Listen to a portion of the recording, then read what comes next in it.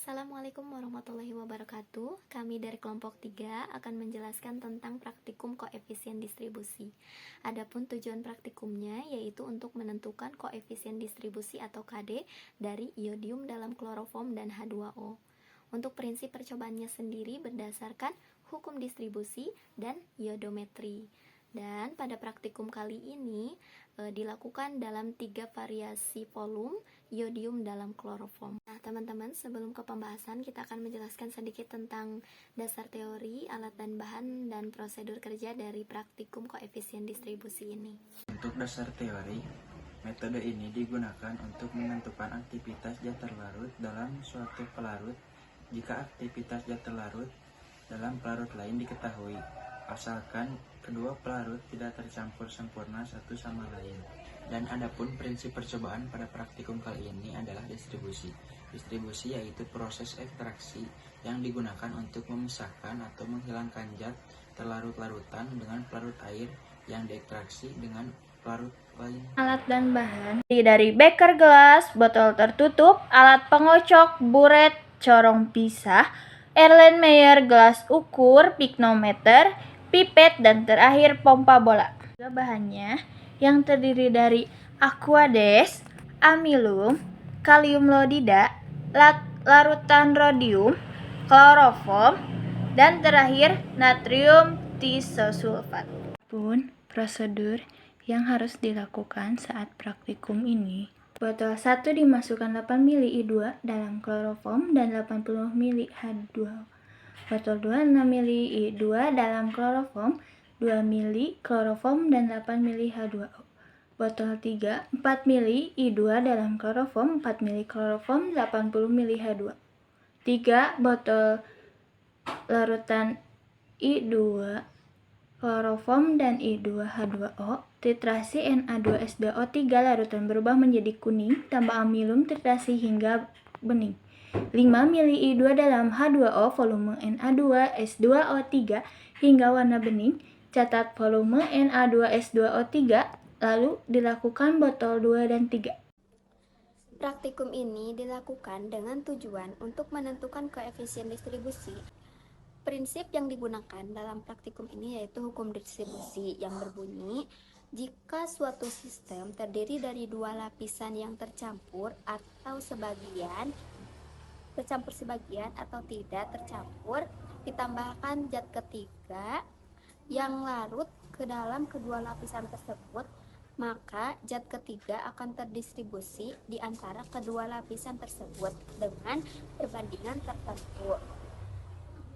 Selain itu, prinsip lainnya yaitu iodometri yang merupakan suatu proses tidak langsung yang melibatkan iodin yang dilakukan dalam suasana asam.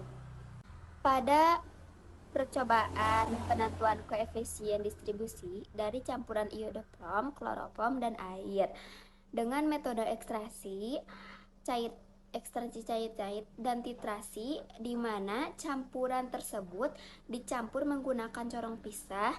Sebelum dikocok, larutan berwarna ungu kekuningan, kemudian dikocok dalam corong pisah selama 30 menit. Metode ini dapat digunakan untuk menentukan stabilitas zat terlarut dalam suatu pelarut jika aktivitas zat terlarut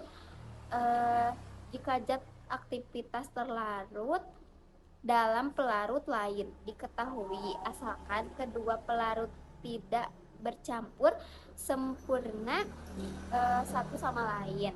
Percobaan penentuan koefisien distribusi ini dibuat 3 sampel dalam 3 botol berbeda.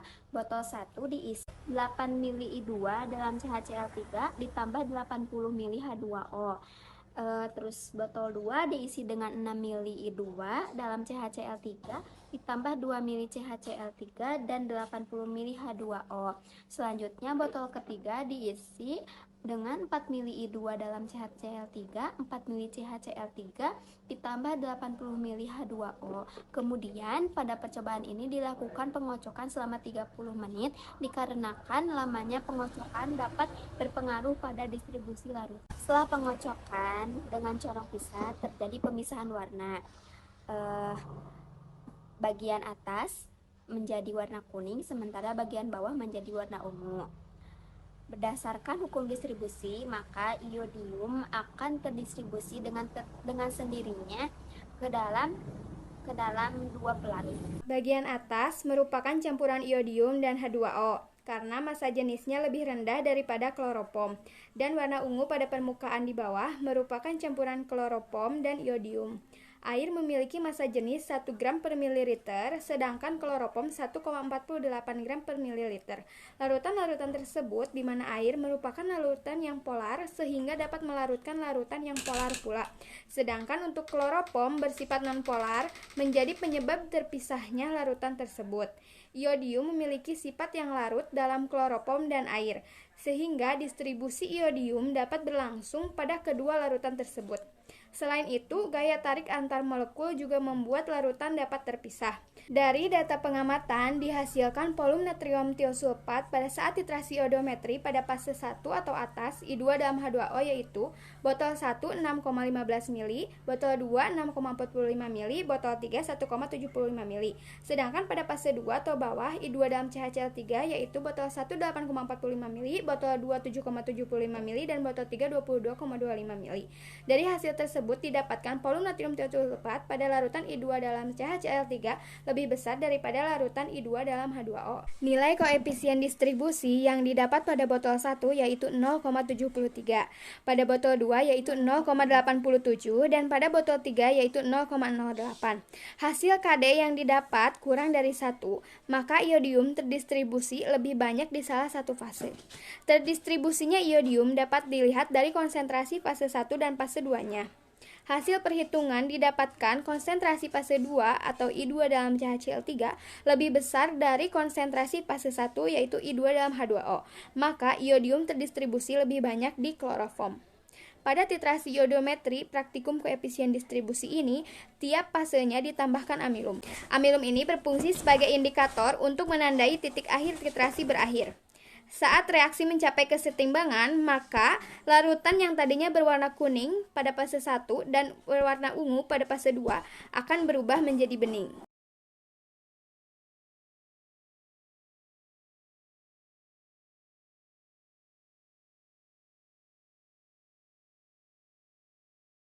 Nah, dari data dilihat bahwa nilai KD-nya kurang dari 1, maka iodium terdistribusi lebih besar ke salah satu fasa. Berdasarkan perhitungan konsentrasinya, konsentrasi iodium dalam kloropom lebih besar daripada konsentrasi iodium dalam H2O. Maka iodium terdistribusi lebih besar kepada fasa iodium dalam kloropom atau CHCl3. Nah, untuk fasa yang berada di atas itu iodium dalam H2O, dan fasa yang berada di bawah itu iodium dalam kloropom, karena H2O itu atau air lebih kecil massa jenisnya dibandingkan dengan kloropom. Sekian presentasi atau penjelasan tentang koefisien distribusi dari kelompok 3. Mohon maaf apabila banyak kekurangan. Terima kasih. Wassalamualaikum warahmatullahi wabarakatuh.